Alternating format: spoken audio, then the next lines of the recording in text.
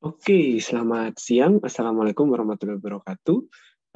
Untuk materi TK 5030 Teknologi Bioproses Lanjut, kali ini saya akan masuk ke bagian bioreaktor dan sterilisasi. Jadi ini adalah materi terakhir yang akan saya sampaikan, dan seperti yang sudah diinformasikan sebelumnya, materinya paralel ya dengan Bu Vita. Jadi Bu Vita mengisi untuk bioseparasi di hari Senin, kemudian hari Kamisnya saya isi yang terkait bioreaktor sterilisasi. Nanti beberapa pertemuan diisi dengan presentasi tugas. Ya. Nah, kenapa bioreaktor dan sterilisasi ini disampaikan di kuliah teknologi bioproses lanjut?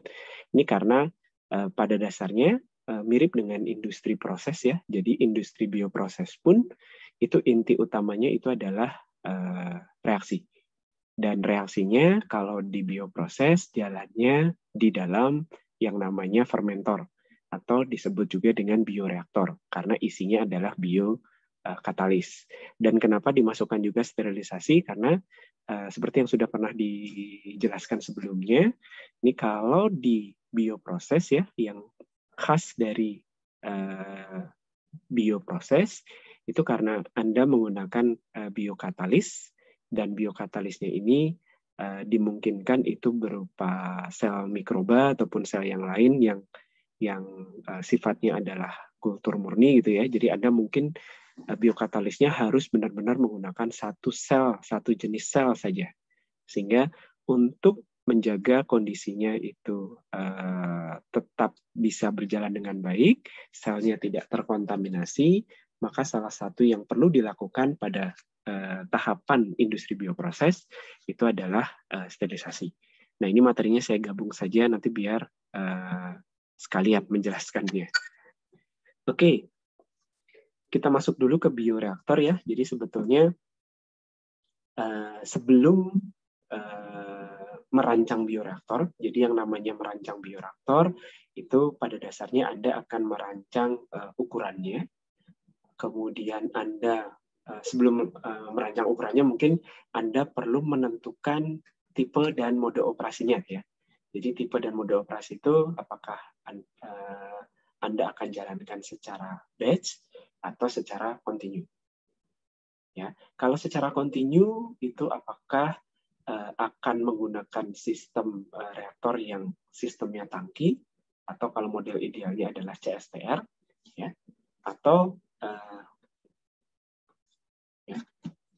Jadi kalau mode kan Anda masih ingat ya, ada batch, ada continue. Continue ini apakah nanti akan berbentuk tangki atau berbentuk pipa. Kalau tangki berarti Anda kalau model idealnya adalah dengan CSTR, kalau pipa adalah dengan PFR.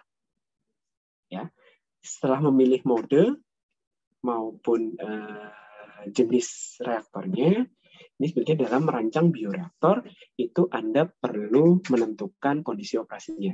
Kondisi operasi ya secara umum bisa pH-nya, bisa temperaturnya gitu ya, bisa komposisi umpannya dan lain sebagainya. Nah, tapi sebelum merancang bioreaktor, Anda sebetulnya perlu mendapatkan pemahaman terkait biokatalisnya. Ya, kenapa kemarin disinggung terkait pertumbuhan sel, jenis-jenis sel itu apa saja gitu ya. Anda mulai dapat basic biologi, kemudian kinetika pertumbuhannya seperti apa, parameter kinetikanya itu apa saja, kemudian kalau pakai enzim itu parameter kinetikanya apa saja gitu ya. Kemudian Anda juga diajari cara membuat model pertumbuhan, kalau secara batch bagaimana. Nah, ini keperluannya adalah nanti di perancangan bioreaktor ini.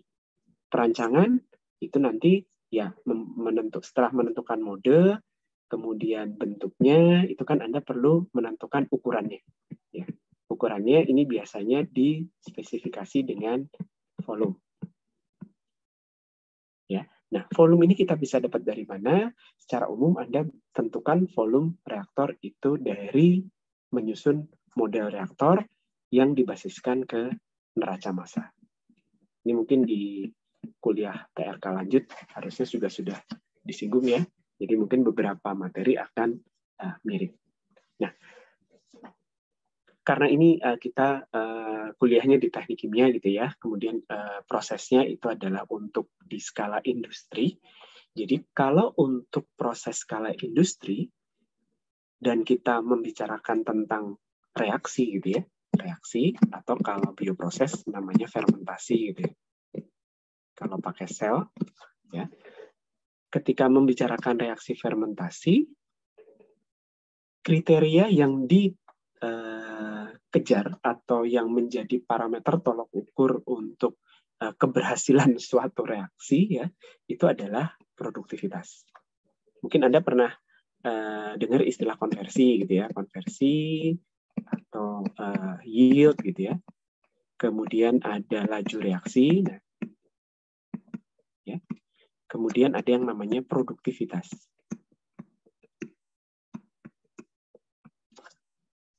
Anda tentunya tahu beda term-term ini ya. Mestinya di kuliah yang sudah didapatkan di S2, di TRK lanjut, mestinya sudah pernah mendengar atau dijelaskan terkait istilah ini. Konversi itu kan berarti menunjukkan seberapa banyak produk yang Anda hasilkan untuk sekian jumlah umpan. Ya. Di bioproses sering juga disebut dengan yield.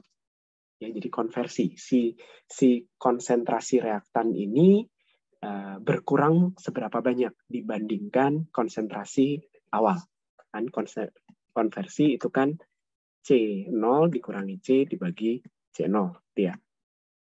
Kalau laju reaksi ya untuk menunjukkan seberapa cepat reaksinya itu jalan. Tuh ya. Ini kan semua berkaitan dengan reaksi ya. Laju reaksi, konversi, produktivitas, itu semua berkaitan dengan reaksi.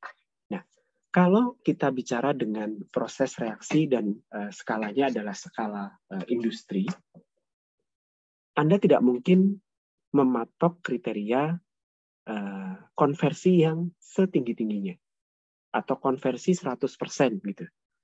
Atau juga Anda tidak bisa mematok kriteria yang namanya laju reaksi yang setinggi-tingginya. Betul ya? Kira-kira ada yang tahu alasannya? Kenapa Anda tidak bisa mematok bahwa kalau kita ngomongin skala industri, ya skala industri itu kan berarti harus untung gitu ya. Nah, kenapa Anda tidak bisa mematok kriterianya itu adalah konversi 100%? Ada yang kira-kira bisa menebak alasannya? Abrar, ada?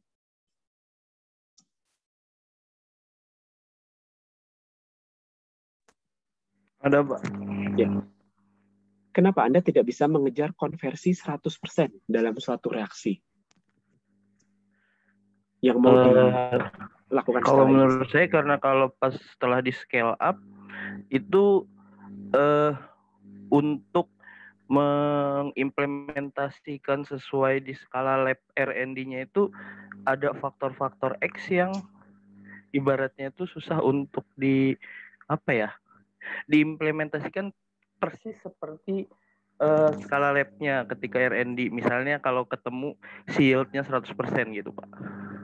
Si konversinya 100%.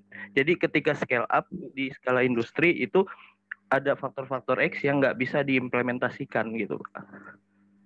Oke, itu memang ada pengaruhnya ya. Jadi kalau dari skala kecil Anda scale up ke skala besar, itu pasti reaksi itu tidak akan jalan sebaik kalau skala kecil. Karena biasanya akan ada muncul hambatan difusi ya. Hambatan difusi. Kenapa hambatan difusi itu muncul kalau kita bicara skala besar? Karena volumenya makin besar. Jadi Anda bayangkan kalau Anda punya reaksi yang jalan di reaktor 100 mili, pengadukannya kan bisa Anda pastikan baik ya. Hambatan difusinya sangat-sangat kecil, tidak signifikan. Tapi begitu reaksinya Anda jalankan pada volume yang besar, maka pengadukannya Anda tidak bisa jamin sebaik kalau volumenya kecil. Itu betul. Tapi bukan itu maksudnya. Maksudnya gini, apa yang menjadi trade-off kalau Anda pengen mengkonversikan bahan itu 100%? Artinya apa yang menjadi tantangan kalau Anda pengen menghabiskan semua bahan baku itu habis gitu, semuanya dijadikan produk. Apa tantangannya? Apa trade-off-nya gitu? Ada yang kebayang nggak? Pak, kalau dari kinetikanya mungkin bisa lama banget ya kalau konversi sampai 100%. Ya, betul. Sebetulnya trade-off dari konversi 100% itu adalah waktu. Ya. Kalau Anda pengen bahan itu habis gitu ya, atau mendekatilah 99 atau mungkin 90%, 80% gitu ya, itu waktu yang diperlukan itu akan sangat lama. Sehingga Pak, kalau waktu yang sangat lama, apalagi kita ngomongin industri bioproses ya, atau proses fermentasi yang biasanya reaksinya itu jalannya itu lambat gitu ya. Reaksinya jalannya lambat dalam artian konsentrasi di akhir itu kecil sekali. Ya, konversinya itu kecil sekali, itu pun sudah memakan waktu yang cukup signifikan. Kalau diperlama, kenaikan konversinya itu tidak akan signifikan, tapi kalau waktunya tambah lama, kemungkinan terjadi kontaminasi, kemungkinan terjadi kegagalan yang lain itu makin besar. Makanya Anda tidak mengejar ke konversi. Ya. Kecuali kalau reaksinya adalah reaksi kimia yang Anda jalankan pada kondisi yang sangat tinggi gitu ya, tekanan tinggi, temperatur tinggi, sehingga reaksinya bisa jalan dengan cepat, Anda bisa dapat konversi yang tinggi. Nah, demikian juga dengan laju reaksi. Laju reaksi itu tidak bisa selalu ditahan pada angka yang tinggi. Karena makin lama laju reaksi akan semakin turun. Anda masih ingat ya, pengaruh laju reaksi terhadap konsentrasi itu ada pada nilai order reaksinya. Makin besar order reaksinya, maka pengaruh konsentrasi terhadap laju itu akan makin signifikan. Begitu konsentrasinya itu turun, maka laju reaksi akan turun. Nah, makanya kalau konversi itu kan termodinamik ya, awal dibandingkan terhadap akhir. Bukan parameter yang waktu. Jadi Anda cuma lihat awal dan akhir. Terus kalau laju reaksi itu kan berarti nanti ada hubungan kinetik. Nah, untuk menggabungkan itu, maka dipilih yang namanya parameter produktivitas. Jadi produktivitas ini adalah berapa jumlah produk yang bisa Anda dapatkan. Jumlah itu bisa massa ya, bisa massa atau mol per satuan volume reaktor per waktu.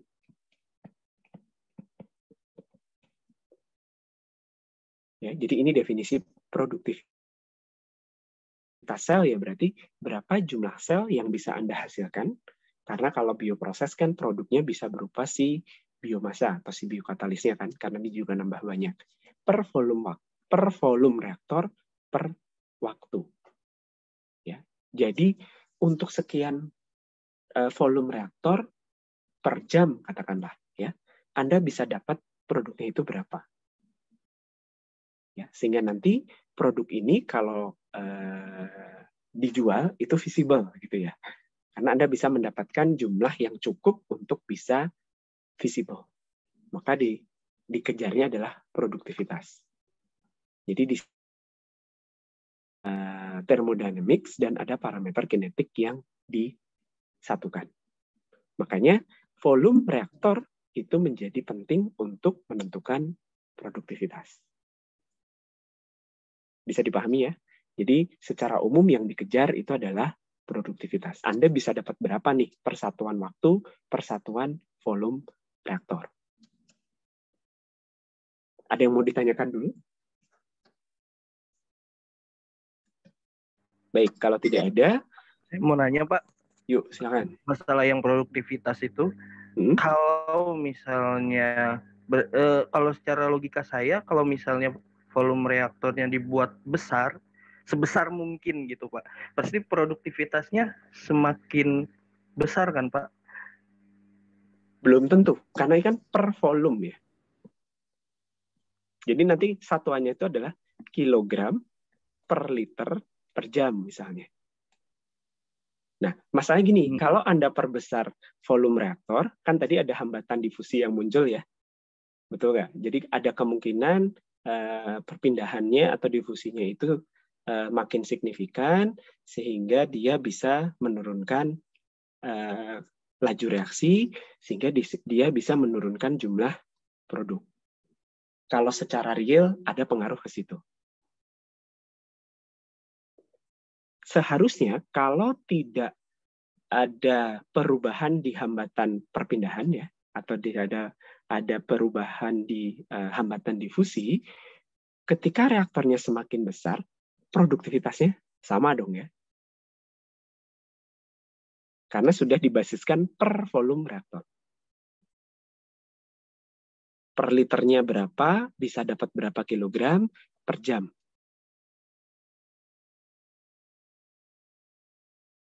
Iya nggak? Paham ya? Baik, Pak. Ya, makanya satuannya jadi ini dinormalkan atau dibasiskan ke volume dan waktu.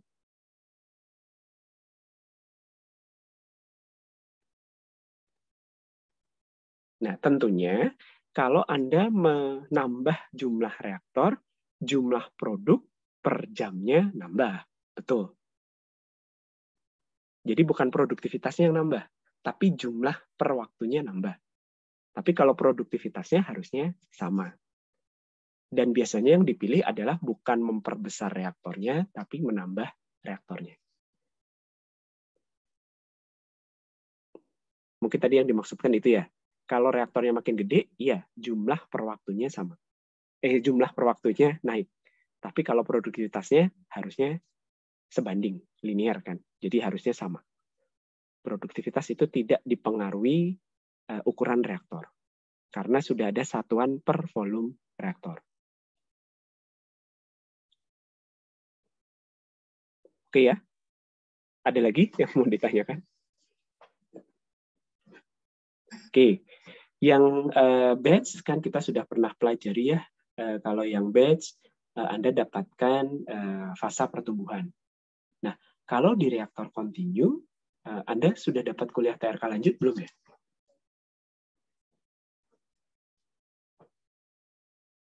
Halo? Sudah, Pak. Sudah. Berarti kalau terkait neraca massa sudah pernah diajarin kan ya? Bagaimana menyusun neraca massa dari reaktor kontinu sudah pernah diajari? Atau sudah lupa? Sudah pernah, Pak. Ya, oke. Nah, sekarang kita akan coba terapkan prinsip neraca massa kontinu untuk bioreaktor atau untuk fermentor. Nah, secara umum penggambaran skema bioreaktor kontinu yang model tangki ya atau model CSTR atau sering juga disebut dengan chemostat itu adalah seperti ini. Jadi ada punya tangki, kemudian ada aliran masuk, yang masuk itu ada substrat ya, nutrien, kemudian ada udara. Oke, kemudian yang keluar itu tentunya ada si produk bersama dengan sisa substrat, jadi mungkin nanti ada perlu pemisahan lebih lanjut, dan ada gasnya. Ya, jadi secara umum Anda bisa definisikan seperti ini. Karakteristik dari CSTR yang Anda ingat apa?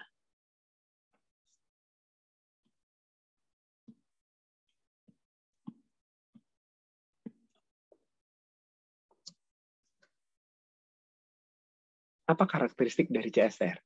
Atau apa asumsi reaktor tangki ideal kontinu?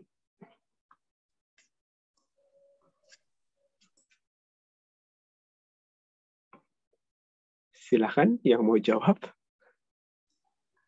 Pengadukan sempurna, Pak.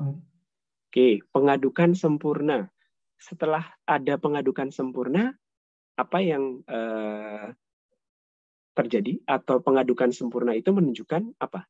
Atau dengan adanya pengadukan sempurna, kondisi di dalam reaktor akan sama dengan keluarannya, Pak. Yang keluar reaktor, betul ya.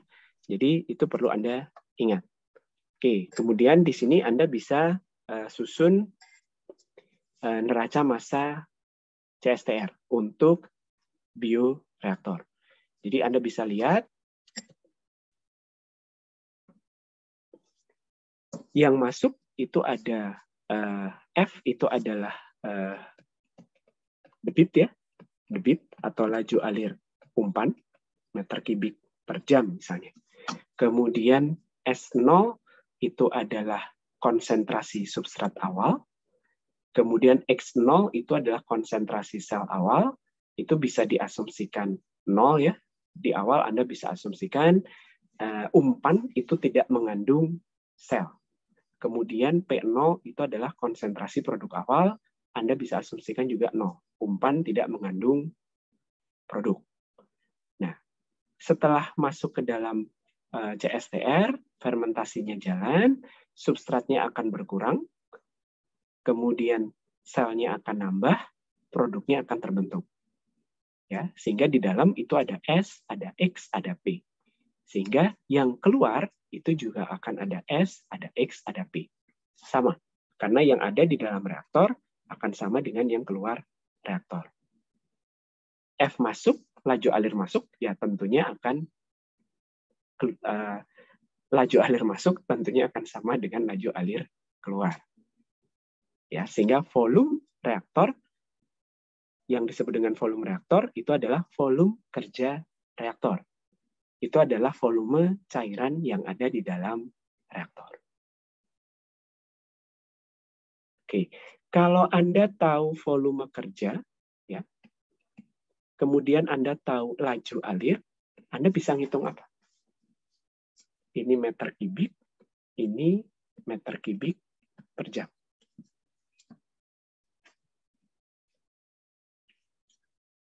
V dibagi F, satuannya adalah jam. Ini apa? Waktu. Ya, waktu apa? Menyatakan waktu apa? Volume reaktor dibagi dengan laju alir atau debit umpan yang masuk atau dengan yang efluen yang keluar, itu adalah waktu? Waktu reaksi, Pak. Waktu reaksi itu lebih tepat untuk yang reaksi batch, reaktor batch. Waktu tinggal, Pak. Betul, waktu tinggal. Walaupun definisinya sama ya, tapi walaupun definisinya mirip, maksudnya bukan sama. Tapi kalau waktu reaksi itu adalah kalau Anda punya bahan plus inokulum, Anda cemplungin ke dalam reaktor batch gitu ya, terus ditutup, dijalankan selama beberapa waktu. Nah, waktu itu adalah waktu reaksi. Kalau Anda punya reaktornya tangki tapi kontinu, Anda aliri secara kontinu, ada yang keluar secara kontinu, maka waktu si cairan ada di dalam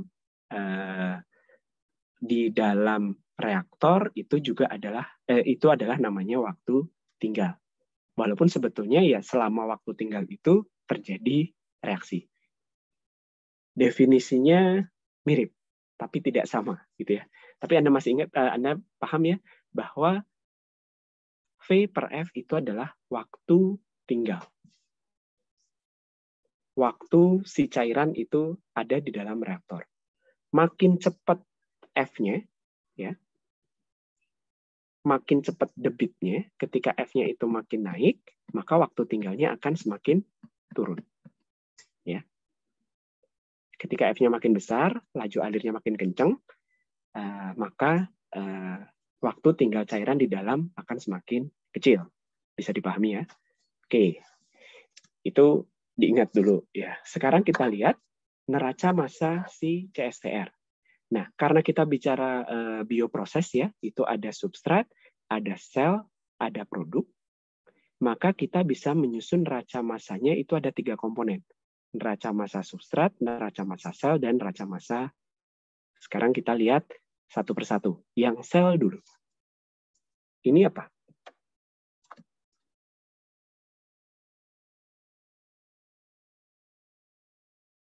Udah bentuknya D per DT, istilahnya apa? Di komponen neraca.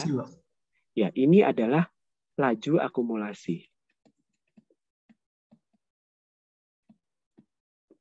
Ya, ini akumulasi, yang ini adalah sel masuk, ya, laju sel masuk. Ini yang masuk. Ini yang keluar. Nah, Anda lihat yang ini. Ini apa?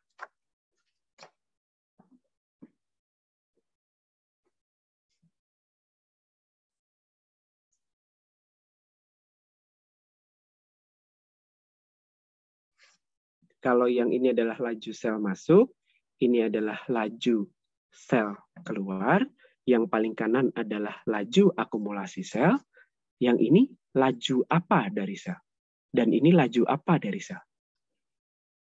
Lihat notasinya, masih ingat nggak? Mu itu apa? Masih ingat? Laju spesifik pertumbuhan ya, Pak? Laju pertumbuhan spesifik. Iya. KD? Dengan kebalikannya. Kalau ini laju pertumbuhan spesifik, ini laju Kematian. Laju kematian spesifik. Betul. Jadi ini adalah menyatakan laju pertumbuhan sel. Artinya apa? Ini menyatakan laju pertambahan sel yang ada di dalam reaktor. Sementara ini menyatakan laju pengurangan sel yang ada di dalam reaktor. Anda masih ingat ya neraca? Neraca itu adalah akumulasi sama dengan masuk dikurangi keluar, ditambah yang terbentuk, dikurangi yang habis, gitu ya, atau yang terkonsumsi. Nah, ini definisinya sama. Oke, maaf. Ini definisinya sama. Ini laju akumulasi sel, itu akan sama dengan laju sel yang masuk, dikurangi laju sel yang keluar, ditambah laju sel yang terbentuk. Terbentuknya kenapa? Karena tumbuh, gitu kan. Dan laju sel yang berkurang. Berkurangnya karena mati. Atau nanti kita juga sebut istilahnya ada endogenous metabolism. Ya. Oke, nah dari sini ada parameter yang namanya, kalau tadi adalah V per F, itu namanya waktu tinggal. Kalau di bioproses, itu ada yang namanya F per V. Satuannya seper H, seper waktu tinggal. Ini yang disebut dengan dilution rate. Jadi seper waktu tinggal, atau sering juga disebut dengan laju pengenceran. Ya. Kalau F-nya makin besar, berarti laju pengencerannya semakin tinggi. Jadi definisinya adalah kebalikan dari waktu tinggal. Nah, kalau semua F yang ada di neraca ini Anda bagi dengan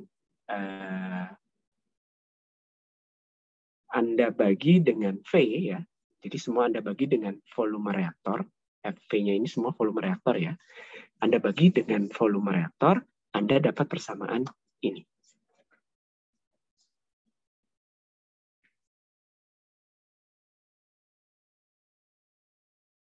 Bisa dibayangkan ya. Jadi tinggal bagi aja semua dengan V, ya. Kalau VR dibagi VR ya ketemunya 1 gitu kan ya. Kalau F dibagi V dapatnya D. Anda dapat ini. Ya, dapat ini. Nah, sekarang kita bisa menggunakan beberapa asumsi. Asumsinya apa saja? Karena kita bicara tentang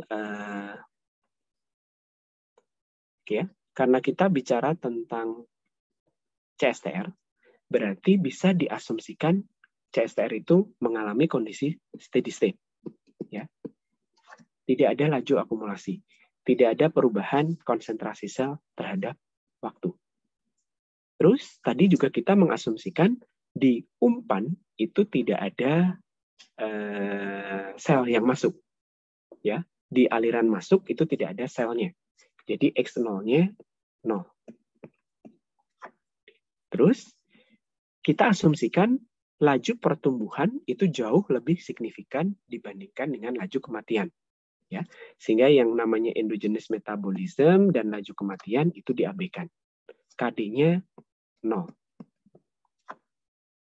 Dengan 3 asumsi ini, Anda bisa dapat ini.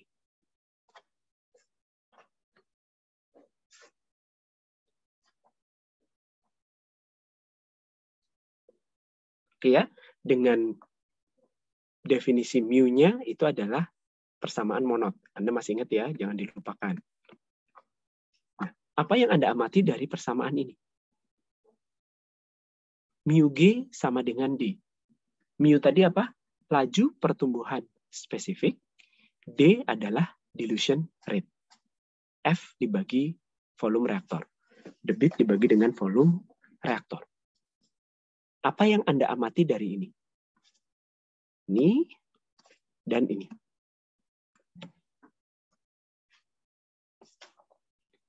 Ada yang mau berpendapat?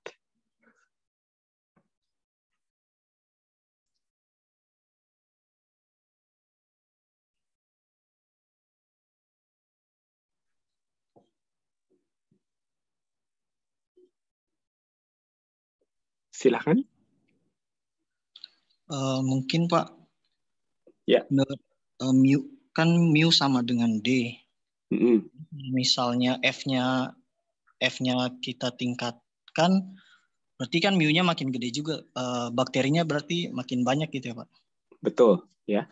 Jadi mu itu apa? Ini adalah laju pertumbuhan spesifik. Ini adalah parameter kinetika dari mikroba. Sementara D itu adalah dilution rate. Ini adalah parameter operasional dari si reaktor.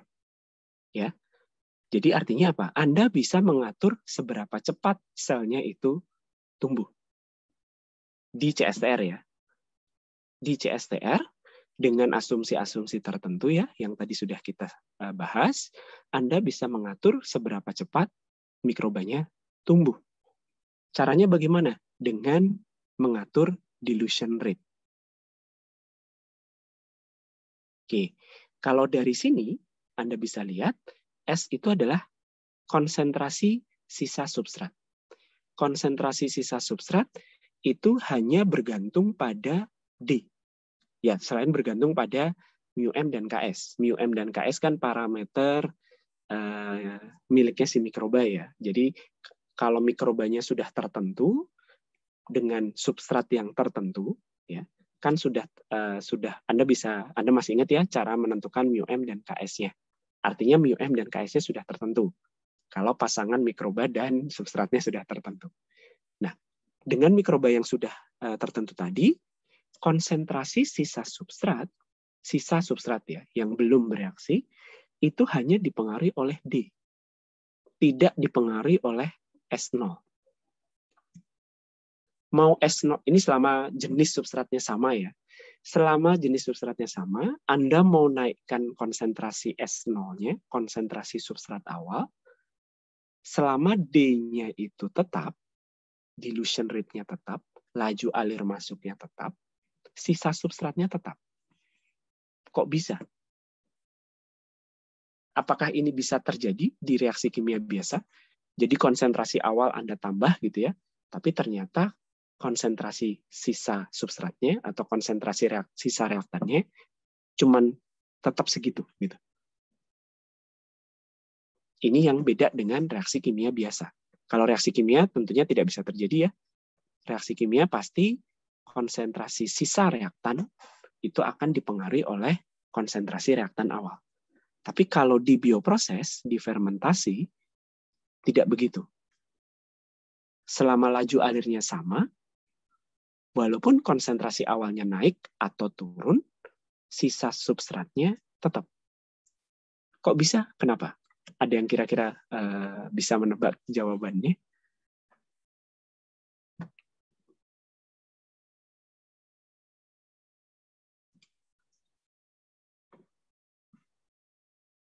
Kenapa di fermentasi sisa substratnya tetap?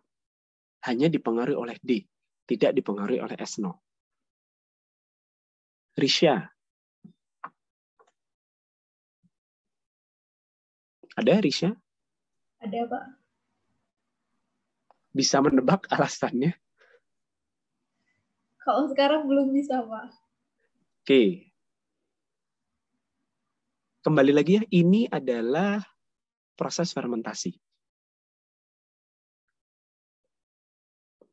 Ketika S0-nya itu naik atau turun, sementara sisanya itu tetap, berarti harus ada kompensasinya dong ya.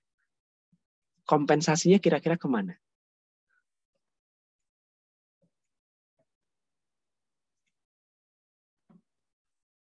Putri? Iya, Pak. Jadi kalau misalnya nih konsentrasi substratnya Anda naikkan. Iya, Pak. Ya, Anda naikkan, tapi laju alir umpannya sama. Tidak diubah, hanya konsentrasinya gitu ya. Jadi Anda memberikan jumlah substrat per waktunya itu naik. Konsentrasinya kan naik. Tapi lajunya tetap gitu ya. Tapi ternyata di keluaran sisa substratnya itu sama dengan kalau S0-nya lebih kecil. Lari kemana si substrat? Mikroorganismenya apa? Mikrobanya? Ya, larinya adalah ke X-nya. Konsentrasi selnya. Jadi ketika S0-nya beda, nanti X-nya yang akan beda. Bisa paham ya? Karena selnya tumbuh. Beda dengan kalau Anda mereaksikan dengan katalis bukan yang tumbuh. Kalau S0-nya naik, ya pasti S-nya akan naik. Kalau lajunya tetap. Bisa dipahami ya? Oke, sekarang saya balik lagi ke, biar agak bersih, saya balik lagi ke sini. Tadi betul sudah dijawab, kalau D naik, mu G akan naik.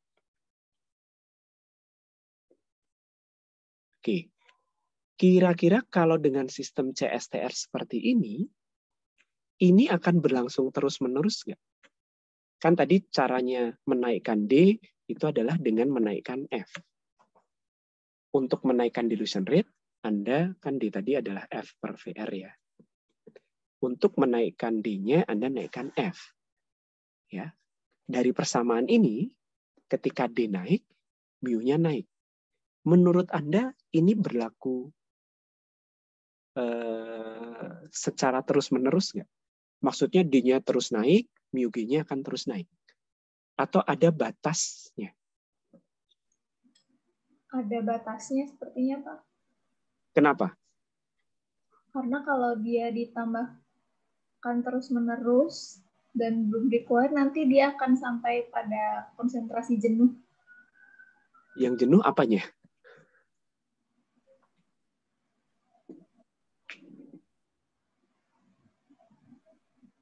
Ini S0-nya tetap ya. Jadi konsentrasi S0-nya nggak diubah. Hanya D-nya yang diubah. Dari persamaan ini, dengan menaikkan D, Anda akan bisa menaikkan mu. Artinya, kalau laju alir Anda naikkan, laju pertumbuhan juga naik. Nah, menurut Anda, ini berlaku terus nggak? Maksudnya Anda, berarti kalau ngeliat persamaan ini, kan Anda misalnya pengen memaksimalkan pertumbuhan sel gitu ya. Pengen memaksimalkan laju pertumbuhan sel.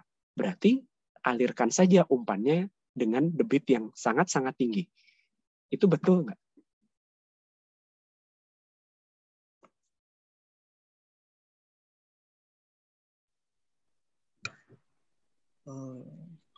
Kalau F-nya makin tinggi, waktu tinggalnya makin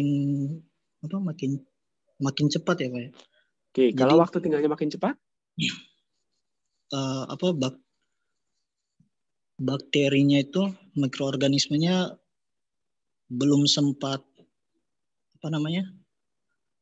mengkonversi substratnya mungkin. Ya, betul. Jadi penjelasannya gini. Kenapa ketika D itu naik, mu growth-nya itu naik?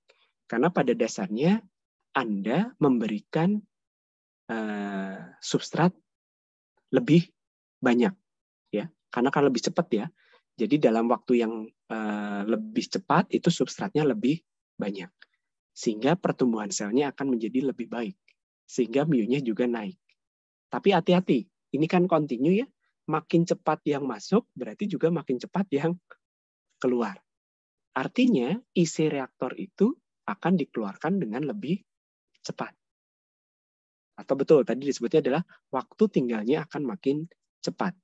Jadi ini tidak bisa terus-menerus. Ada batas maksimumnya. Kalau lewati batas maksimum, selnya belum sempat tumbuh. Jadi nanti kalau Anda bisa lihat ya, kalau reaktor CSTR yang seperti ini adalah D, ini adalah mu G. Awalnya seperti ini. D-nya naik, mu-nya naik. Tapi sampai D tertentu, ketika D-nya dinaikkan, dia akan drop. Karena tadi, selnya belum sempat tumbuh. Ini yang disebut dengan fenomena washout. Wash out ya, dari definisinya tahu ya, terbilas keluar gitu ya. Selnya belum sempat ngapa-ngapain, dia sudah terbawa keluar. Nah, makanya biasanya D ini adalah di sekitar mu max dari si mikroba. Biasanya kalau Anda punya, ini kalau Anda tahu ya berapa mu max dari mikroba, berapa mu m-nya dari si mikroba, biasanya D itu dioperasikan di dekat-dekat mu m. 0,9 kali mu m. Tidak sampai mu max-nya. Karena begitu D-nya mendekati mu max, terjadi washout. Ya, jadi itu yang menjadi concern kalau misalnya Anda mau melakukan fermentasi dengan CSTR. Oke, dari neraca massa substrat, ada yang mau ditanyakan? Jadi secara sederhana, dari neraca massa sel, ya, Anda dapat hubungan D dan Anda dapat hubungan S.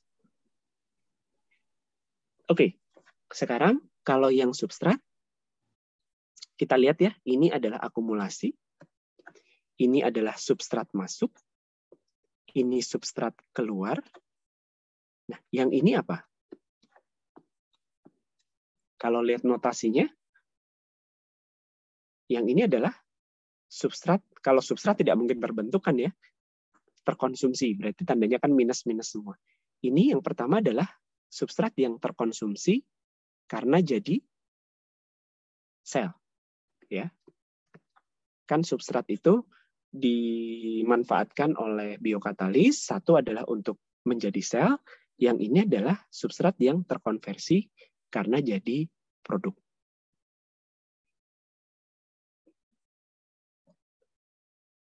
Oke. Nah, kalau Anda, sekarang kita pakai beberapa asumsi lagi ya.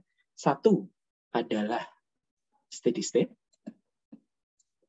Kemudian katakanlah contoh yang fermentasi sederhana itu hanya untuk bikin sel, tidak terbentuk produk.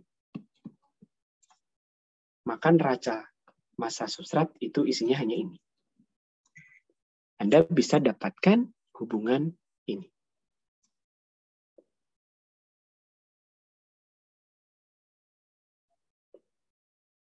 YXS M ini adalah Y maksimum, ya. Jadi untuk sekian gram substrat, maksimum yang bisa jadi sel berapa? Ya, jadi ini adalah yield sel terhadap substrat maksimum, di mana hubungan antara X dan yield itu adalah seperti ini.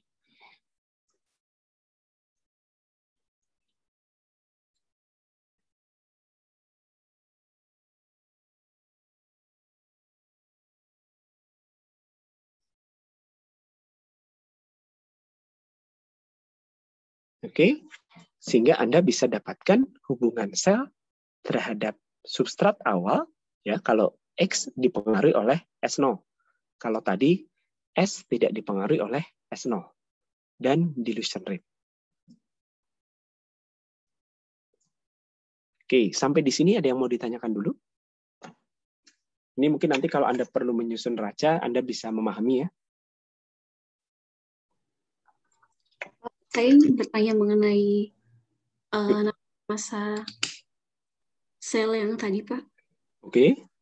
Berarti itu untuk laju alirnya sendiri itu F-nya itu ada kondisi optimum seperti itu, Pak? Iya, jadi nanti akan ada yang namanya D optimum. Oh iya. D optimum itu sedikit di bawah mu maksimum. Walaupun nanti bisa dihitung ya, tapi kira-kira nilainya sedikit di bawah D optimum. Nah, D itu ya nanti akan, F itu nanti akan dipengaruhi oleh volume reaktor ya. Nanti menyesuaikan. F optimumnya ya menyesuaikan dari volume reaktornya. Oke? Ada lagi? Silakan. Oke, sambil menunggu pertanyaan, yang neraca massa substrat yang ini kan dianggap tidak ada pembentukan produk. Berarti kalau ada pembentukan produk, ya Anda harus pertimbangkan ini. KIP masih ingat ya, laju pembentukan produk spesifik.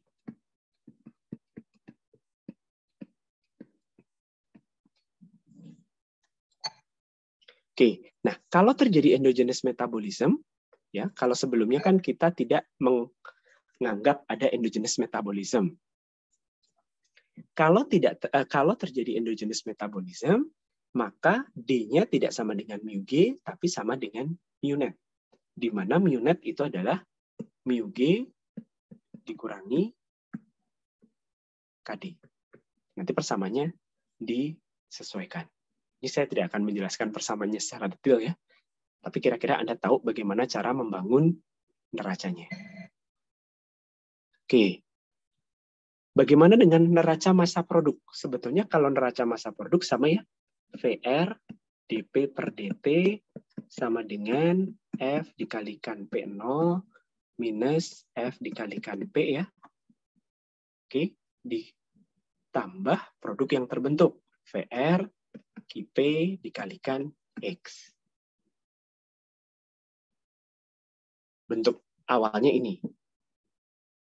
Kalau tidak ada, kalau kondisinya steady state, ya ini sama dengan 0.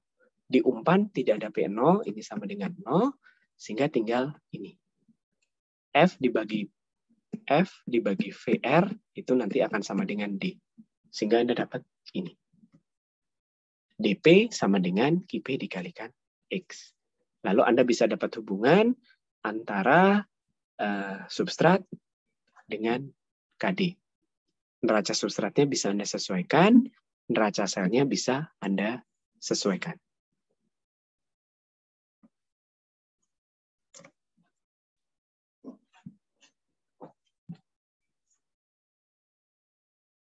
Oke, nah tadi menyambung pertanyaannya Putri, yang namanya dilution rate optimum, ya, itu nanti akan bergantung Anda mengejarnya apa.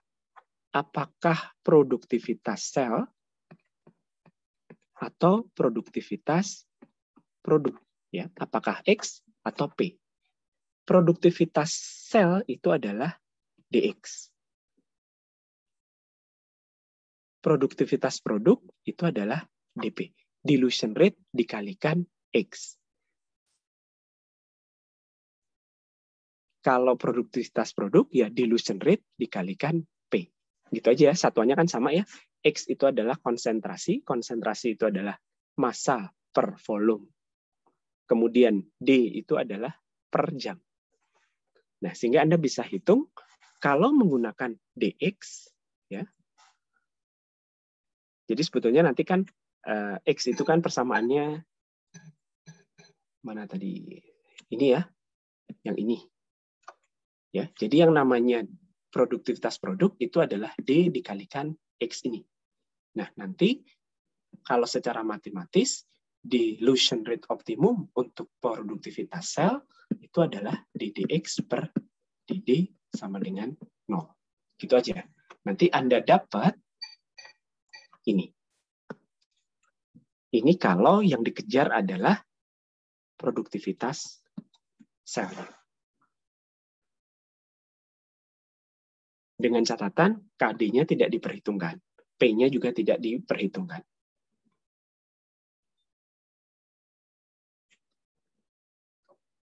Oke, ada yang mau ditanyakan dulu?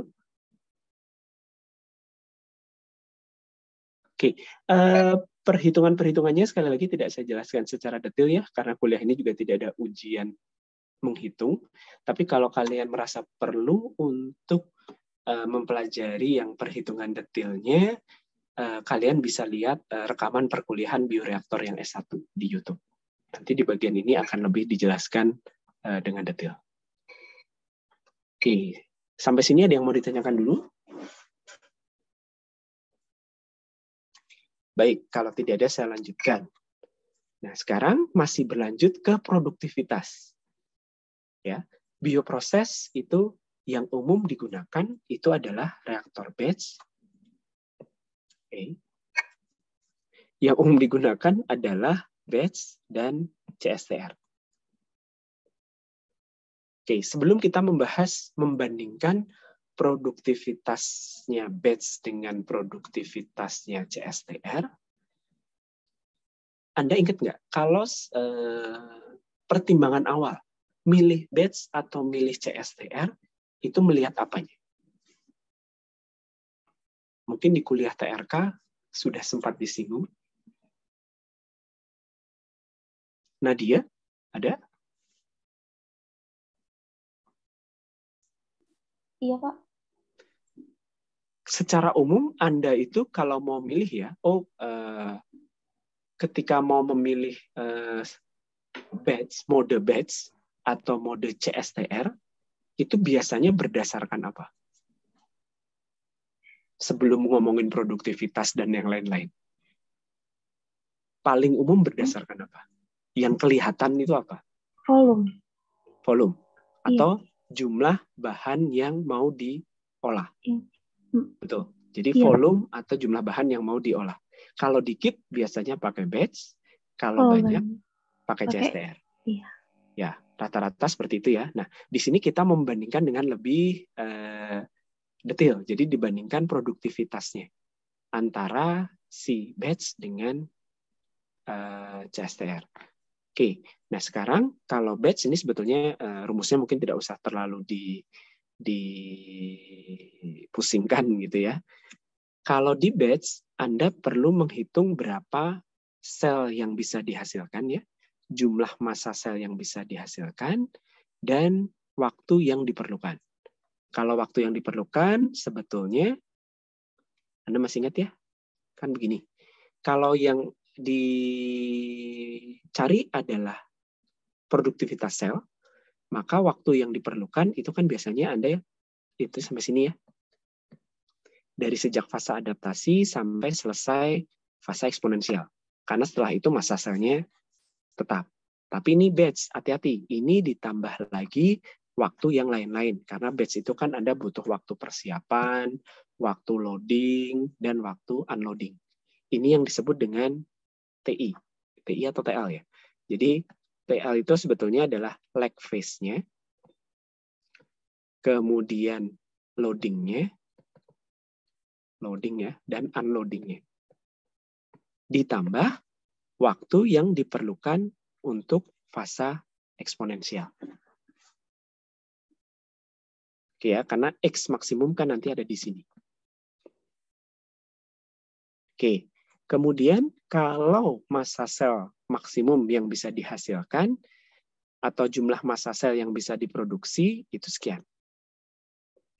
Sehingga produktivitas sel di dalam reaktor batch ya tinggal kalau ya ini dibagi saja ya. Jadi kalau X maksimum ini kan sama dengan 0 ya. Sehingga Anda bisa hitung ini. Sementara yang tadi kalau produktivitas sel maksimum itu didapat saat DDX per DD sama dengan 0, nanti Anda dapatkan ini. Tinggal dibandingkan yang ini dengan yang ini. Nah, secara umum produktivitas ya, jadi perbandingannya seperti ini. Ini kalau misalnya kenaikan X per X0-nya itu sekitar 20 kali, kemudian T ini sekitar 5 jam gitu ya. Kemudian mu max dari mikrobanya sekitar 1 per jam. Nah, hasil perbandingan 8. Silahkan kalian nanti baca yang Schuller-Karg gitu ya. Saya lupa di bab berapa, bab 9 atau bab 8. Ini angkanya sekitar 8. Artinya apa? Produktivitas CSTR itu akan selalu lebih besar daripada yang batch. Tapi di bioproses yang lebih banyak dipakai adalah batch. Kenapa? Karena yang tadi kita hitung, ini kan tadi adalah produktivitas sel. Ya, yang kita bandingkan itu tadi adalah produktivitas sel. Sementara kalau di bioproses, yang dicari itu belum tentu produktivitas sel. Bisa jadi adalah produktivitas produk, dan produknya bisa jadi adalah yang sifatnya bukan growth associated. Masih ingat ya, ada yang growth, ada yang non-growth, ada yang mixed growth. Beberapa produk sifatnya adalah yang non-growth. Artinya dia justru tidak bagus pembentukan produknya kalau pertumbuhan selnya bagus. Sehingga Anda tidak bisa membandingkan produktivitas sel sebagai komparasi. Makanya batch itu lebih dipilih. Kenapa batch itu lebih dipilih? Karena di reaktor batch, Anda masih ingat ya, kalau non-growth, bagaimana cara membentuk produk yang sifatnya non-growth, berarti Anda harus buat kondisinya agar pertumbuhan selnya tidak baik. Biar dia bisa menghasilkan produk. Tapi sebelum dibuat pertumbuhannya tidak baik, selnya harus dibuat cukup dulu kan ya. Jadi harus ditumbuhkan dulu sampai konsentrasi yang optimum, baru nanti kondisinya diubah sehingga pertumbuhannya menjadi tidak optimum lagi, dia baru menghasilkan produk. Nah, melakukan seperti ini itu lebih mudah di reaktor batch. Ya, karena di reaktor batch kan substratnya lama-lama memang habis. Anda bisa tambahkan sesuatu yang memang membuat metabolisme selnya itu menjadi buruk gitu ya di waktu tertentu setelah konsentrasi selnya sudah tercapai. Nah, itu lebih mudah dilakukan di reaktor batch. Oke, kemudian mungkin sebelum ke stabilitas ya, ke kebutuhan pasar itu paling gampang. Biasanya produk bioproses itu macam-macam. Jadi satu pabrik itu tidak hanya menghasilkan satu produk saja. Walaupun volumenya besar, tapi beda-beda produknya. Beda produknya berarti beda bahan bakunya, beda biokatalisnya.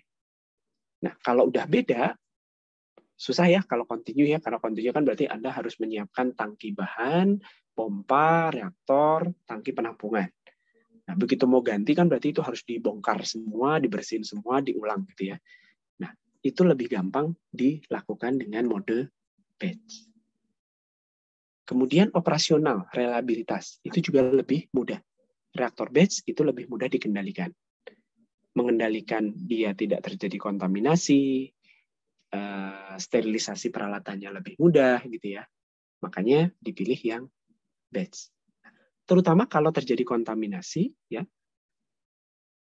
akan lebih mudah diketahui kalau mode operasinya adalah batch. Makanya Anda lihat ya produk obat gitu ya, produk makanan gitu. Itu ada tulisan batch number ya. Tujuannya apa? Kalau misalnya terjadi kegagalan produk atau produknya itu tidak layak pakai, ketahuan ini dari batch yang keberapa. Sehingga produk yang dari batch ini itu bisa ditarik atau tidak diedarkan. Bayangkan kalau itu continue gitu ya, terjadi kontaminasi, nggak ketahuan, terus produknya gagal, terus sudah terkemas gitu ya. Nah, yang harus ditarik kan kita nggak tahu, itu gagalnya mulai dari yang mana. Makanya lebih banyak menggunakan yang batch. Nah, yang bisa jadi alasan lain itu adalah terkait stabilitas genetik. Ini umumnya, bukan umumnya ya, jadi kalau industri bioproses itu kan beberapa menggunakan sel hasil rekayasa yang dimutasi secara genetika. Nah, sifat dari sel yang dimutasi ini tidak stabil. Artinya apa? Ada kecenderungan, bukan ada kecenderungan ya, dia akan kalau ditumbuhkan gitu ya, sel itu kan tumbuh ya, makin lama dia akan kembali ke sifat wild type-nya. Karena memang sifat genetik yang stabil itu adalah wild type. Yang ada di alam lah itu yang stabil. Jadi rekayasa ini kan mengubah wild type ya dengan segala macam cara.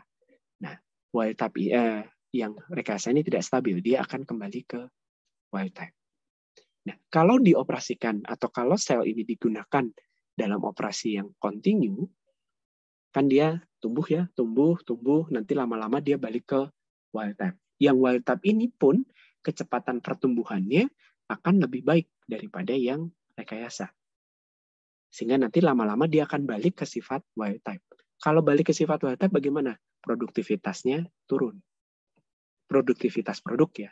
Karena biasanya sel dibuat rekayasa itu agar dia bisa memiliki produktivitas pembentukan produk yang lebih tinggi.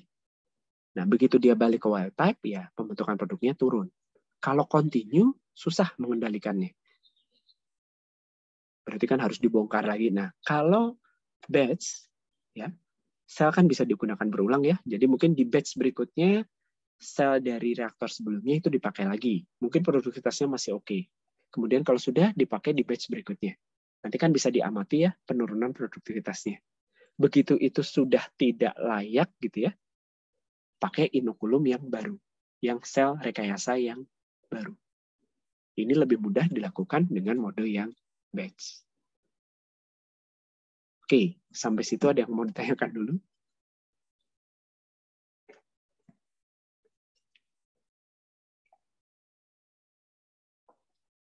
Silakan kalau ada yang mau ditanyakan.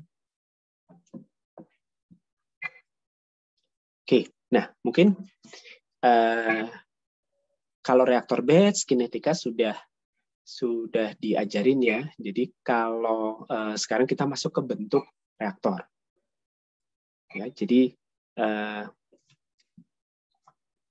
secara umum reaktor atau yang reaktor tangki ya, namanya juga reaktor tangki, itu bentuknya adalah seperti ini. Jadi fungsi utamanya itu adalah untuk menyediakan lingkungan yang terkendali. Jadi Anda bisa mengendalikan lingkungannya sehingga pertumbuhan mikrobanya memang sesuai seperti yang Anda inginkan. Agar dia bisa tumbuh dengan baik, bisa menghasilkan produk yang Anda inginkan. Oke, bentuknya tangki, bejana, bisa dioperasikan secara aseptik dan reliable dalam jangka waktu yang cukup lama dan memenuhi ketentuan containment. Jadi bisa mewadahi yang di luar tidak bisa masuk, yang di dalam tidak bisa keluar. Itu yang ketentuan containment.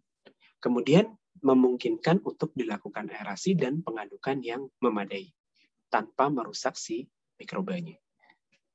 Ya, ini secara umum syarat untuk reaktor. Lain-lainnya ya ada di sini ya, misalnya hemat energi, ada sistem pengendalian temperatur, pengendalian pH, sistem sampling, meminimalkan evaporasi, meminimalkan tenaga kerja, fleksibel untuk dipakai, maksudnya bisa diganti-ganti ya, bisa bukan diganti-ganti reaktornya, tapi bisa diganti-ganti peruntukannya. Kemudian di bagian dalam itu cukup halus, ya, makanya nanti bahannya antara kaca atau stainless steel, geometri standarnya tersedia, dan bahannya murah. Ini secara umum syarat pemilihan bioreaktor. Selain itu juga ada kelengkapannya, ya, misalnya udara terkompresi, ini biasanya untuk aerasi, udara steril, ya. Kemudian ada air pendingin, ada air pemanas, ada steam, dan lain sebagainya. Oke, mungkin sebelum ke sini, nah ini komponennya ya, mungkin saya akan tunjukkan 3 video ya, jadi terkait bioreaktor. Mulai dari reaktor yang kecil ya, skala lab, kemudian reaktor yang agak besar, dan reaktor yang sangat besar. Mungkin Anda bisa lihat perbandingannya.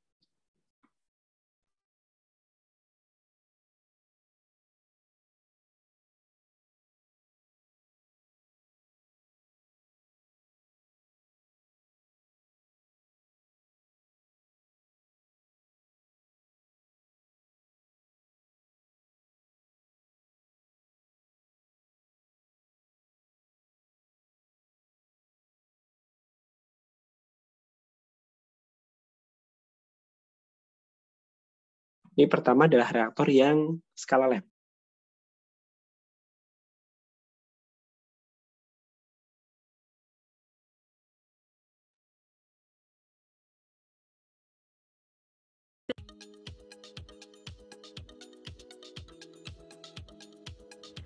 This video will show the operators how to set up a New Brunswick BioFlow 310 fermenter. First, install the sparge line, the tri-port liquid addition assembly, and the harvest line in the head plate.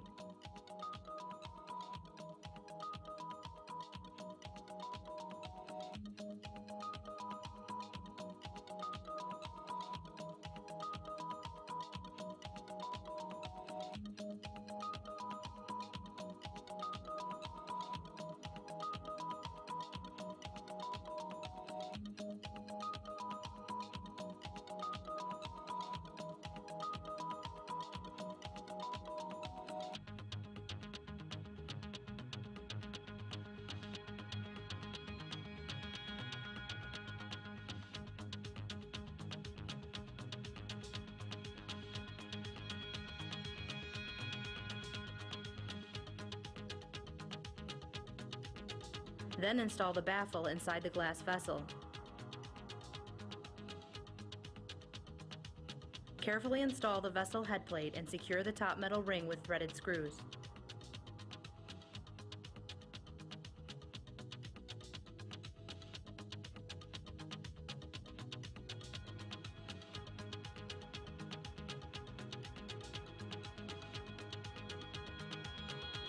Then secure the bottom metal ring. Add media to your vessel. Make sure the media is at a level where the pH and DO sensor tips are submerged in the solution.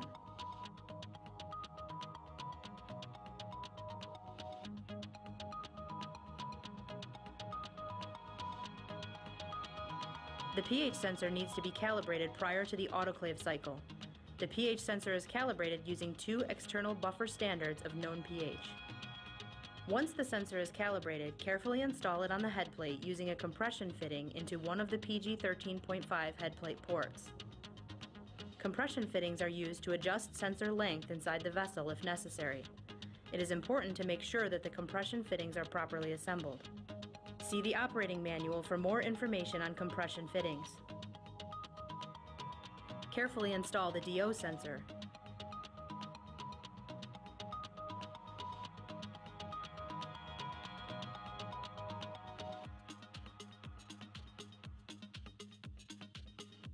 Cover both the pH and DO sensors with protective caps to protect them from the autoclave cycle.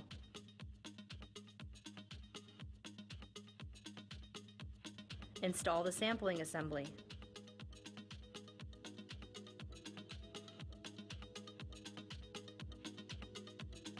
Install the exhaust condenser.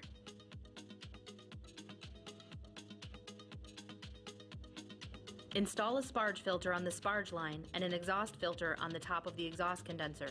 Secure the filters with a zip tie. Use autoclave-resistant clamps to clamp the sparge, addition, and the harvest lines. Leave the exhaust line open for proper ventilation during the autoclave cycle.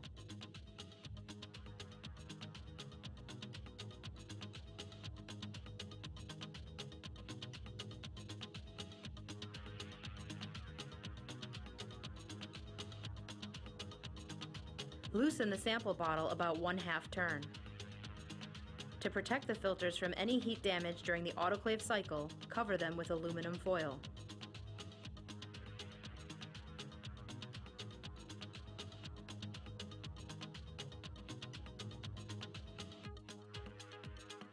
Place a cap on the bearing housing to protect it from any potential damage during the autoclave cycle.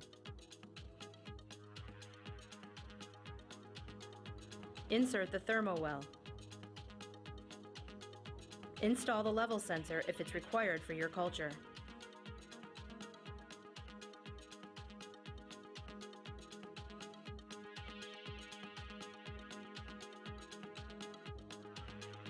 This concludes our demonstration on how to set up a New Brunswick BioFlow 310 fermenter.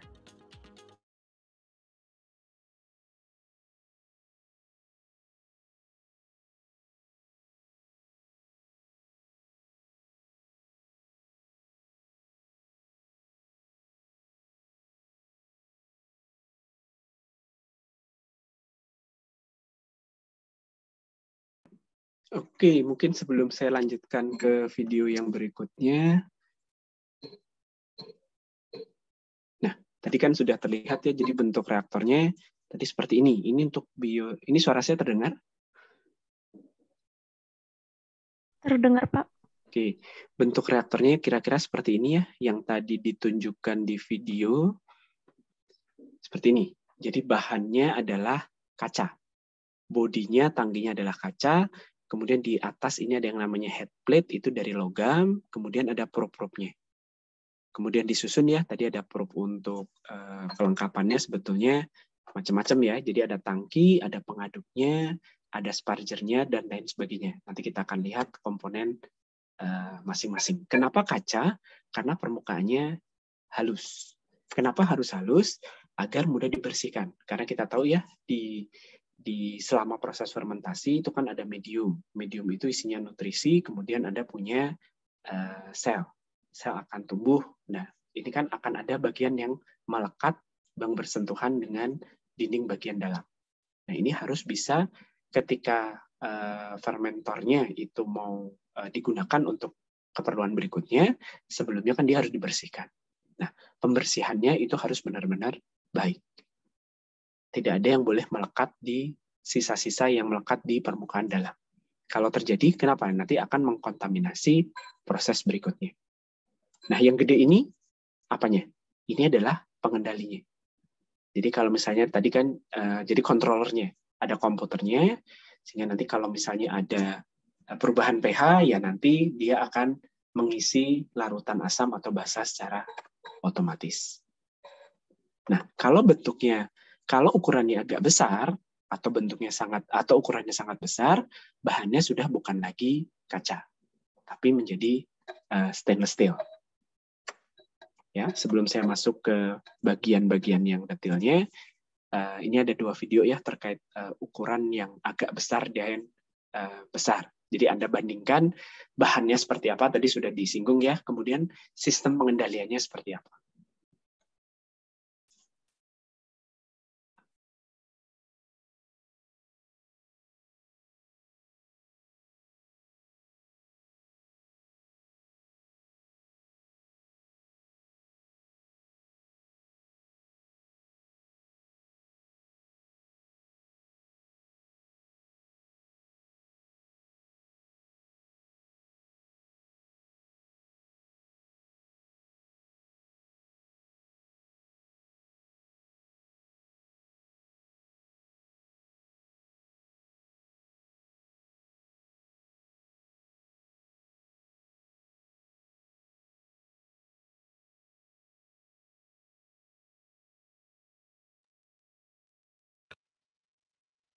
Introducing the Thermoscientific Hyperforma Single-Use Fermenter, or SUF, the first single-use system specifically engineered for microbial fermentation. The SUF leverages the same proven design principles of conventional stainless steel systems, while taking advantage of established single-use benefits. The single-use fermenter has been specifically engineered to meet the vigorous requirements of microbial culture applications. Some of the key features include 3:1 height to diameter ratio with a 5:1 turndown ratio, clearly visible volume marker labels, and a vertical window into the bioprocess container. This container is also known as the BPC. An efficient cable management system that organizes BPC tubing to help reduce clutter. A dedicated tool holder positioned next to the motor mount to keep required tools accessible for drive shaft insertion. Loading of the BPC into the SUF is simple and quick because the SUF was designed with an easy-to-use, unobstructed door. Top hanging tabs are provided to support and correctly align the BPC with the motor. A movable slide top-mounted motor makes it easy to connect to the BPC. A hub bearing assembly provides a sterile mechanical coupling between the motor and the BPC. The stainless steel shaft utilizes direct drive mixing for increased power to input volume. An innovative foam sensor uses conductivity to alert your control system, offering automated control of anti-foam addition. A proprietary exhaust management system enables high gas flow requirements to prevent back pressure and helps minimize the risk of bag failure. Both exhaust systems provide superior performance at 2 vessel volumes per minute. The 30-liter SUF accomplishes this by using a 1-inch exhaust port attached to a high-flow filter bag that can be configured with up to 2 filters. The 300-liter SUF accomplishes this by using a 3-inch exhaust port attached to a high-flow filter bag that can be configured with up to 4 filters. The powerful AC motor supports mixing rates ranging from 35 to 600 RPM, depending on the size of the fermenter vessel. Powerful mixing comes from a top-driven vertical impeller assembly utilizing multiple Rushton impellers and baffles. During the operation of the SUF, 4 exterior baffles prevent liquid vortexing, and the vessel jacket supports advanced temperature control through the side and bottom jacketed vessel. The SUF has 5-to-1 turndown ratio. Therefore, the 300-liter vessel can be operated with as little as 60 liters and up to 300 liters. The minimum media fill for the 30-liter vessel is 6 liters. During operation, the jacketed vessel heats up to the desired temperature. The combination of the 3 Rushton impellers and the 4 external baffles guarantees a uniform mixture and meets the high mass transfer demands of microbial culture. Microbial fermentation has unique requirements, such as powerful agitation and efficient cooling. The drilled hole sparger technology working with the Rushton impellers and baffles helps meet the high KLA requirements for fermentation. The drilled hole sparger pores are a specific size and quantity, tailored for linear scalability to meet your oxygen transfer rate criteria when scaling from 6 to 300 liters. During operation, the exhaust system enables the correct KLA values required for microbial fermentation to be achieved. The exhaust system is available with an optional condenser plate to minimize evaporative losses. It also prevents filter fouling caused by generated particulates and wetting of the filter cartridge. The foam sensor will alert the operator in case of excessive foaming. pH and dissolved oxygen probes are included in either single-use or traditional reusable format. Reusable probes are inserted using an autoclavable probe assembly, and the single-use sensors are pre-sterilized using gamma irradiation in the disposable reactor, providing a closed system that is ready to use. Hanging clips hold the probes at the correct angle and position during operation. Temperature well and sample port are conveniently combined into a single port and located below the probe belt. Whether you're developing a new process or seeking to improve existing processes, the Thermo Scientific High-Performa Single-Use Fermenter is the best choice for scalable fermentation applications. For more information, please. Oke, tadi terlihat ya bedanya untuk ukuran yang lebih besar, sistem yang pengaturannya seperti apa saja, kemudian peletakan probe-nya seperti apa, pengaduknya seperti apa. Nah, sekarang kita lihat yang lebih besar lagi.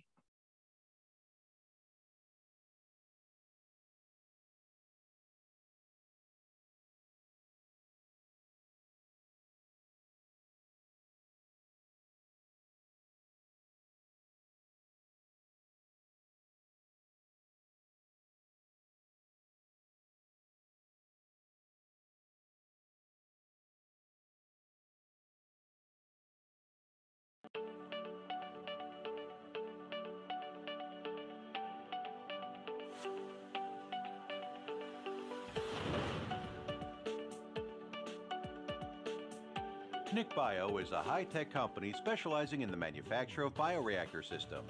The company's headquarters is located in Shanghai. In Jiangsu Province, there are 2 subsidiaries.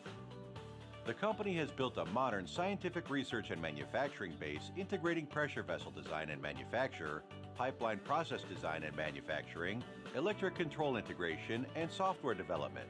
It can provide various types of laboratories, pilot scale and industrial fermentation workshops, and corresponding fermentation process control systems, as well as turnkey projects.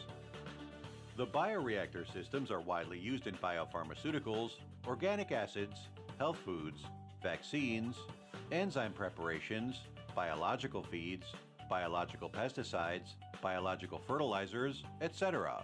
Our company's fully automatic 3-stage fermentation system is made up of 10-liter seed tanks, 100-liter secondary seed tanks, and 1,000-liter fermenter with a corresponding pipe valve system, operating platform, and electrical control components.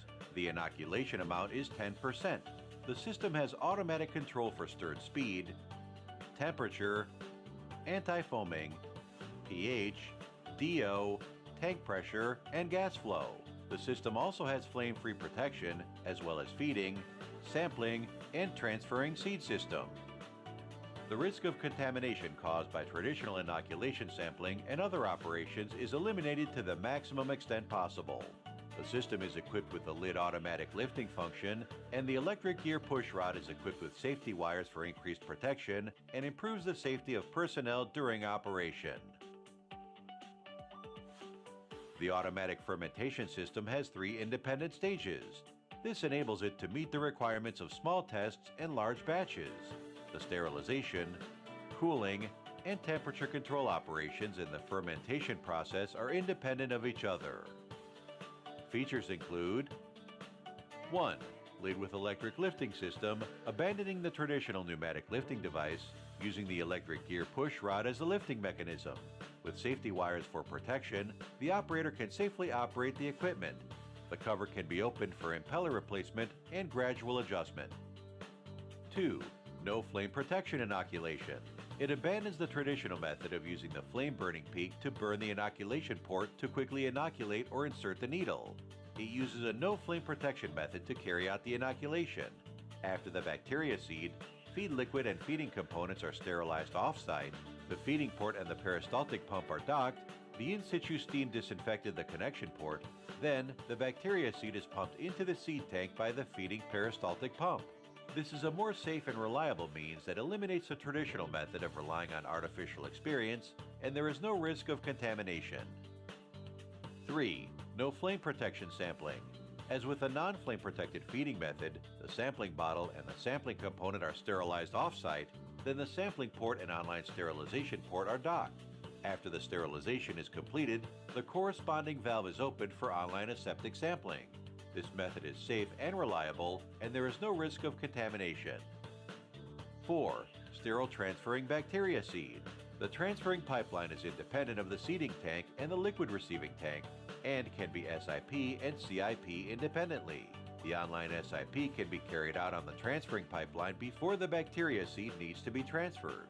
After the sterilization is completed, the corresponding valve is opened, and the bacteria will be transferred by the pressure difference. 5. Zero dead angle interface. The tank body adopts a sanitary-grade non-dead angle NA interface, easy to clean and sterilize. 6. Device configuration. A. The tank body is made of imported stainless steel SUS 316L, and the inside and outside of the tank are mirror polished. There is no dead angle in the tank, and adopt the inside sight glass with a large viewing range. The lid is equipped with a light mirror of 12-volt safety light, feeding interface, bubble level and liquid level interface, flame inoculating port, exhaust condenser, stirring interface. B. Stirring system.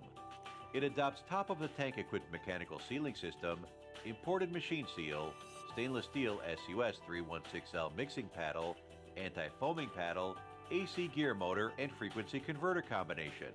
Stepless speed regulation ensures that the motor can run and shift smoothly between high and low speeds. C. Air control. Automatic control with thermal mass flow meter, or manual control, the rotometer shows. The imported filter filters the air. D. Temperature control. Jacket water is heated by electricity. It adopts imported PT100 electrode to test temperature for both tank inside and the jacket. The PID automatically controls electric heating and cooling water. E. Foam control. The automatic PID sets the peristaltic pump switch control and automatically adds defoamer. F. Feeding control. The automatic PID sets peristaltic pump switch control to automatically feed and measure. G. Acid control. The automatic PID sets the peristaltic pump switch control to automatically add acid. H. Alkali control. The automatic PID sets peristaltic pump switch control to automatically add the alkali. I. pH control. It adopts Mettler or Hamilton electrode imported from Switzerland or domestic electrode and peristaltic pump to automatically add acid and alkali to accurately control pH. J. DO control. It adopts Mettler or Hamilton electrode imported from Switzerland or domestic electrodes. The electrode is controlled by cascading the airflow, feed, and etc. by stirring speed. K. Pressure control. Manual control or automatic control is optional. Diaphragm seal pressure gauge displays or normal pressure gauge displays. L. Control system. It adopts the German Siemens S7 1200 series PLC control system and 10.5-inch color touchscreen with B-type control software to control core and collect signal. The transmitter power drives various actuators. Remote monitoring of the fermentation process is available. If parallel or multi-stage fermenters are used, the C-type or S-type fermentation process controller can be used to carry out the monitor and control function.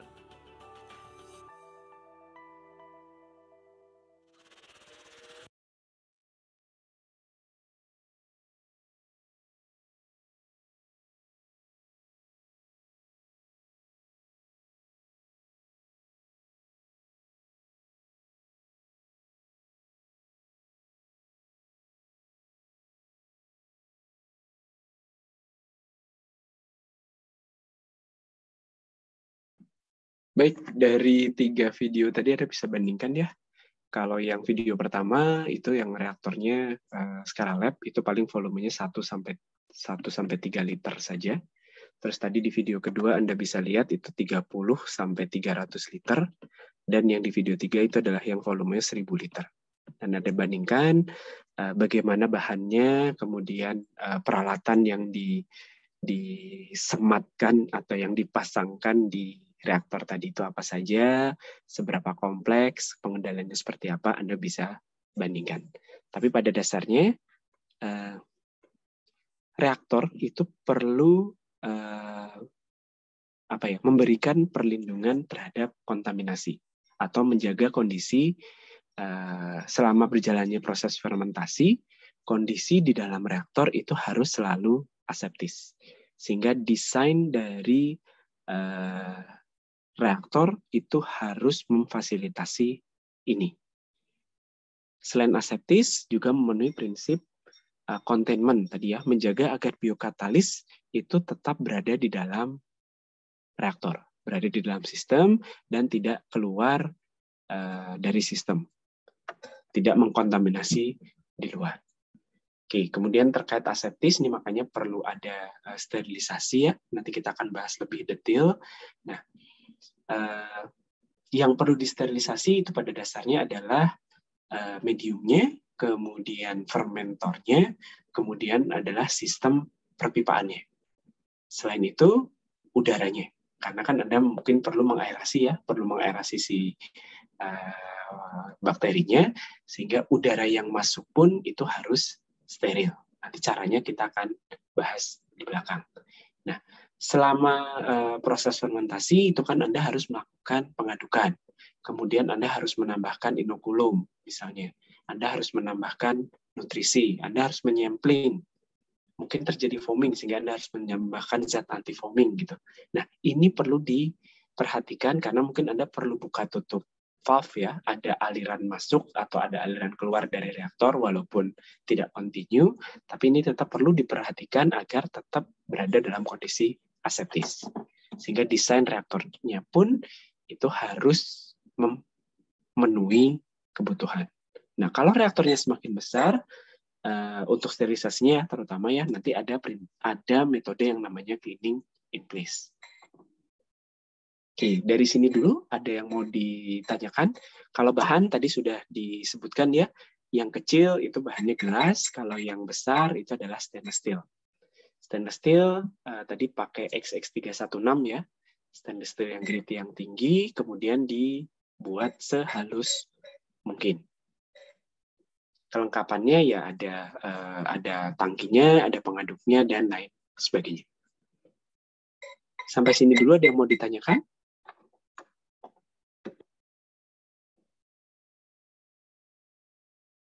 Oke, kalau tidak ada mungkin kita lanjutkan lagi pembahasan terkait desain reaktor ini minggu depan ya. Terima kasih, selamat sore. Assalamualaikum warahmatullahi wabarakatuh. Waalaikumsalam, makasih Pak.